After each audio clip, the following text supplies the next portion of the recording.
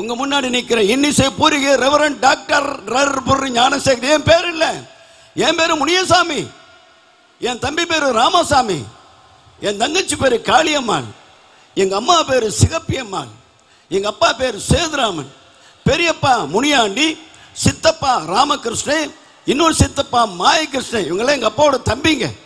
எங்க அம்மாவோட தங்கச்சி பேரு ஆண்டிச்சி, அவங்க வீட்டுக்கார் பேரு கருப்பன், மூத்த புள்ள இருளன், இளைய பிள்ளை கோட்டச்சாமி. ஒரு அலையில சொல்லுமா சத்தமா? பிரியமானவர்களே, வெட்டுடியால் காளி தெய்வத்தை குல தெய்வம் வணங்கி வந்த ஒரு பூசாரிக்கு மகனா பிறந்தேன். தம்பி மானாமரில் சபை ஆரம்பிச்சிருக்காரான். என்ன ஊரை தாண்டி தான் என் ஊருக்கு வரணும். அலையில சொல்லுமா சத்தமா?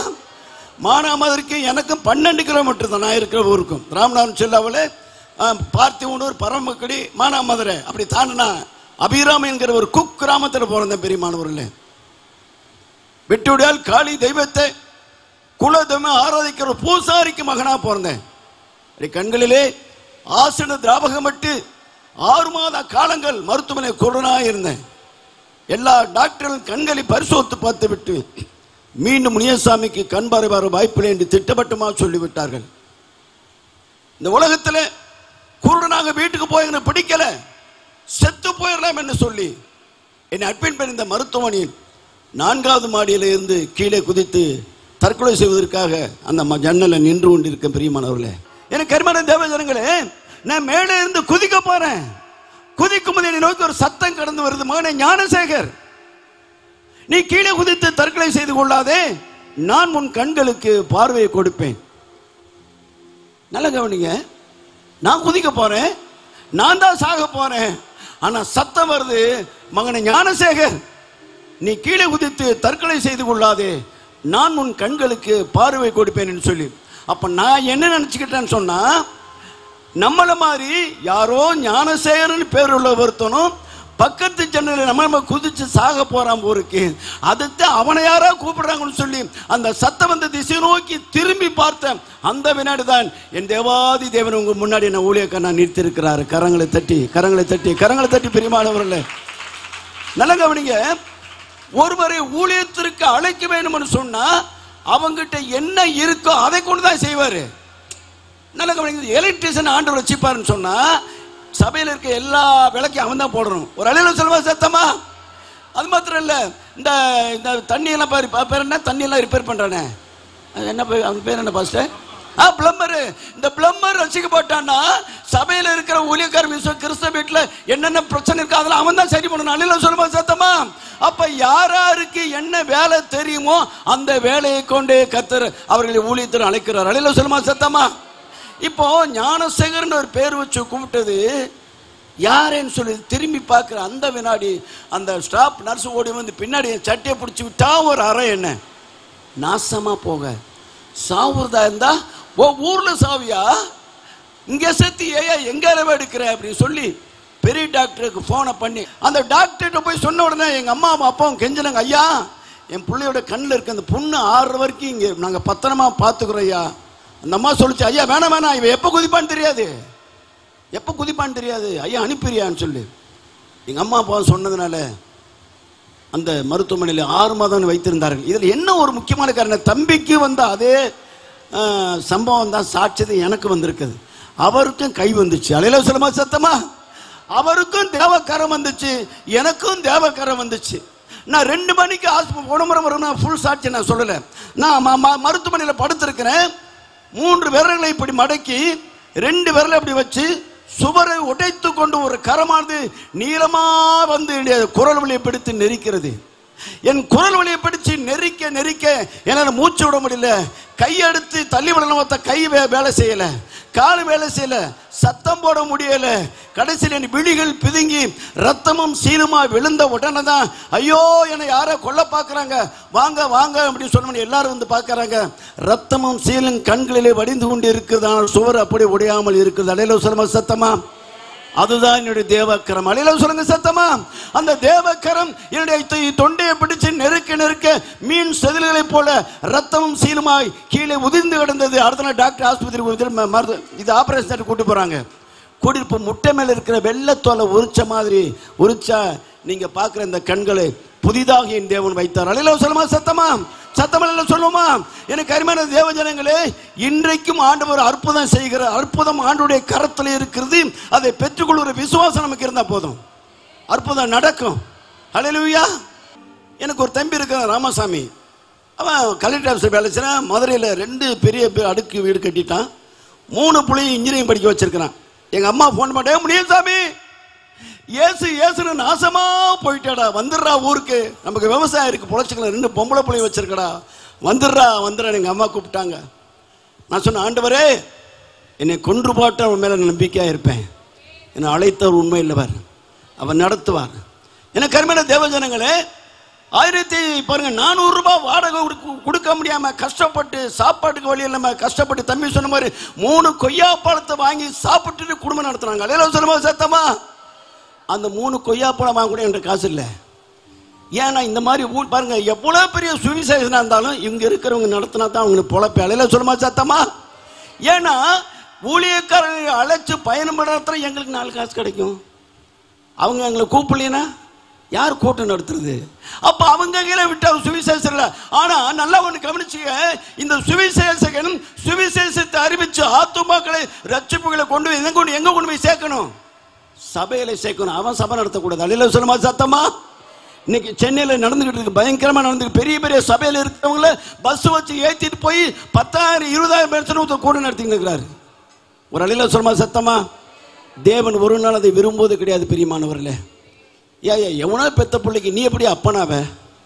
எனக்கு அருமையான தேவ ஜனங்களே, நல்லா கவனிங்க. என் ஆண்டவராகிய தெய்வம், அப்பா நீ என்னை கொண்டு போட்டாலும் உங்ககிட்ட தான் இருப்பேன், நான் போக மாட்டேன் அப்படின்னு சொல்லிட்டு இருக்கப்போ 1997 நீரின்றி வாழ்வதில் CD நான் ரிலீஸ் பண்றேன். ஒரு CD 75 ரூபா.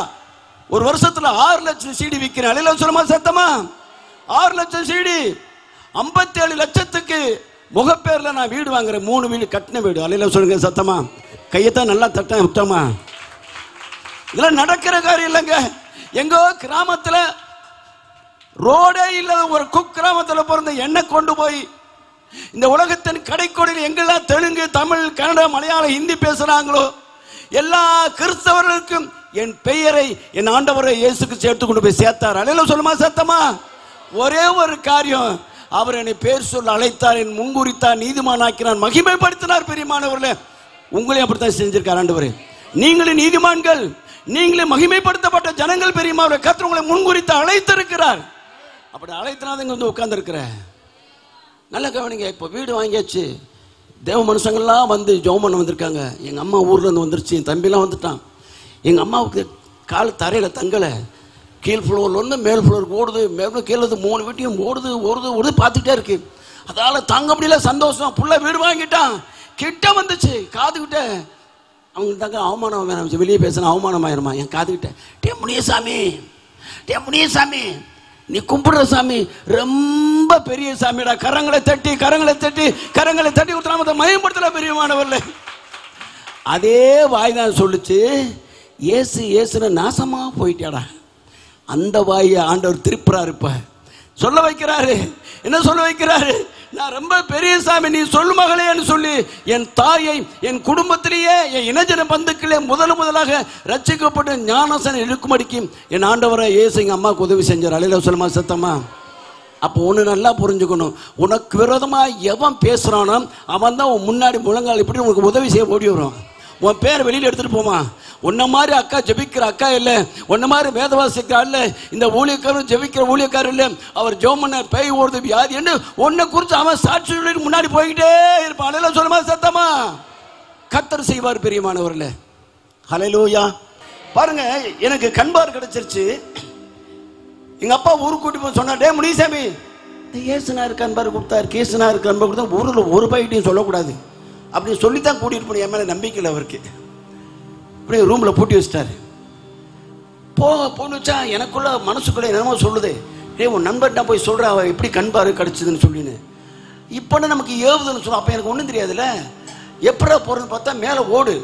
இப்போ எங்கள் ஊர் நாட்டில் எப்படின்னு கேட்டிங்கன்னா குளுமைன்னு சொல்லுவாங்க. ஒரு உரையாக இருக்கும், கீழே கொட்டாங்கச்சி இருக்கும், ஒரு நெல் இருக்கும், கேழ்வரகு இருக்கும், இந்த கம்பு இதெல்லாம் வரிசை அடுக்கி வச்சுருப்பாங்க. அந்த குளுமையில் ஏறி ஓட்டை பிரிச்சு நேர ஊர் நிற்கிற அங்கதான் பசங்க கும்மாளம் போட்டுட்டு இருப்பானுங்க. போய் சொல்றே இயேசுநாதர் கண்பார் கொடுத்தாரா? யாரா இயேசுநாதர்? எனக்கே தெரியல. இயேசுநாதர் கண்பார் கொடுத்தாருன்னு தெரியும், அவரு சரித்திரம் எனக்கு தெரியாது. அலையில சொல்லுமா சத்தமா ஒரே ஒரு வார்த்தை, இயேசுநாதர் கண்பார் கொடுத்தாரு. ஊர்ல பஞ்சாயத்து கூப்பிட்டாங்க. ஒரு பக்கம் எங்க அப்பா நிக்கிறார், ஒரு பக்கம் நான் நிக்கிறேன். ஓ பூசாரி, என்னையா உன் பிள்ளை என்னத்த புதுசு சொல்லிட்டு இருக்கிறான்? ஏங்க 6 மாசம் கண்ணு தெரியுமா ஆஸ்பத்திரி பைத்தியம் பிடிச்சிருச்சுங்க. அந்த பைத்திய வீட்டு கட்டி போடுறதே இப்படி வந்துருச்சு. ஒரு செல்லுமா சத்தமா நான் சொன்னேன், ஐயா எனக்கு பைத்தியம்லாம் இல்லை, ஏமட்ட வாலி பசங்க வரிசையா நிறுத்து, அவன் பேர் உங்க தாத்தா பேரு பாட்டன் பேர் கரெக்டா சொல்றேன், எனக்கு பைத்தியம் இல்லை. அந்த இயேசுநாதர் அலையில செல்லுமா சத்தமா அந்த இயேசுநாதர் எனக்கு கண்பார் கொடுத்தாரு. என் குடும்பத்தை ஊரை விட்டு ஒதுக்கி வச்சுட்டானுங்க. ஊரை விட்டு ஒதுக்கிறவங்களுக்கு தெரியுமா தெரியல, ஊர் கிணத்துல தண்ணி இடக்கூடாது, சூடாட்டில் புதைக்க விட மாட்டானுங்க. அண்ணன் எங்களுக்கு 5 பேர், எங்க சித்தப்பா பெரியப்பா, எவனா என்ன ரோட்டை போட்டு அடிச்சு அவங்க வரக்கூடாது, ஏன்னா ஊர் கட்டுப்பாடு. அப்ப கொடுமையான ஒரு காரியம். எங்க அப்பாவுக்கு பயங்கர ஆத்திரமாயிருச்சு. இப்படி ஒரு பிள்ளை நமக்கு தேவையில்லை முடிவு பண்ணிட்டார். ராத்திரியே காலையில் எந்திரிச்சு வர்றாரு, டேய் மிளகா தோட்டத்தில் போய் தண்ணி பாய்ச்சுறான்றாரு. நம்மளாம் ராத்திரியே நம்ம அப்பா ரொம்ப அவமானப்பட்டாரு, தண்ணி கிண்ணி பாய்ச்சினா கோபம் குறைன்னு சொல்லி நான் மிளகா தோட்டத்தில் தண்ணி பாய்ச்சிட்டு இருக்கிறேன். ஒரு 2-3 மணி நேரம் கழிச்சு வரப்புல மம்பட்டியை தோல் வச்சுட்டு பார்க்குறேன், 2 பேரும் ஓடிடுறாங்க தூரமா. யாரா ஓடியான்னு பார்த்தா முன்னாடி எங்க அம்மா ஓடி வருது. ஏன் அம்மா அப்படி ஓடி வருது? பின்னாடி எங்க அப்பா ஏதோ அருவா. ஐயோ நம்ம அம்மாவை தான் வெட்ட வரான்னு எதிர்கொண்டு ஓடுற மம்பட்டியை போட்டு. எங்க அம்மா இல்லை, அடப்பாவே நாசமா போனவன உன்னத்தாட அவங்க அப்பா வெட்ட வாரான். ஓடுறா, திரும்பி ஓட முடியல, சேத்துல ஓட முடியல. முதல் வெட்டு எங்க அப்பா வீசின வெட்டு. நல்லா கவனிங்க, 67 வயசு ஆச்சு எனக்கு. இப்போ 40 வருஷம் ஆயிடுச்சு. முதல் வெட்டு. 2வது வெட்டு இங்க. 3வது வெட்டு வரும்போது எங்க அம்மா குறுக்க வந்து காப்பாத்துவன்னு பார்த்தா எங்க அப்பா சொல்ல, சிகப்பி உன் பிள்ளைய காப்பாத்து, குறுக்க மறுக்க வந்து விழுந்து வச்சுக்க, தாலி அறுத்து வாழை வெட்டி ஆக்கிடுவோன்னு சொன்ன தாமதிக்கா. எங்க அம்மா அப்படி நின்றுச்சு. அடடா இனிமே நான் உசுருக்கு உத்தரவாதம் அப்படின்னு சொல்லி என் தகப்பனார கீழே தள்ளிவிட்டு ஓடி வந்து இதே மானாமர பேசஞ்சர் ராமேஸ்வரம் பேசஞ்சர் மானாமர ரயில்வே ஸ்டேஷன்ல ஏறி எக்மோரில் இறங்கும்போது என் காலை இவ்வளோ பெருசாக வீங்கிச்சு, ரத்தமும் சீனம் தொங்குது. அரைக்கால் ட்ரௌசரு, காய்க்கு ட்ரௌசரு, வெள்ளை சட்டை, யூனிஃபார்ம். அது எனக்கு அருமையான தேவ ஜனங்களே, சாப்பாட்டுக்கு வழியில் பிச்சை எடுக்காத குறை பெரிய மாணவர்களே. ஆனால் இன்றைக்கு கொரோனா காலத்தில் யாருக்கு 2 லட்சம் ரூபா ஆண்டவர் மன்னிக்கணும், அநேக ஊழியக்காரர்கள் கொடுக்கக்கூடிய அளவுக்கு தன்னை ஆசீர்வதிச்சிருக்கிறார். இல்லை சொல்லுமா சத்தமா? ஏன்னா அநேக ஊழியக்காரங்க டீ வித்தாங்க, அந்த மாஸ்க் வித்தாங்க. என்னை பார்த்துட்டு தாங்க முடியல. என்னையா அப்படி பண்ற, என்னையா சொல்ற, சபை முடியாது, பிள்ளைங்களுக்கு சாப்பாடு போடணும், எல்லாரும் தாங்க முடியல. என்னால் முடிந்த உதவியை செய்கிற அளவிற்கு கர்த்தரை மாற்றினார். அல்லேலூயா சொல்லுமா சத்தமா?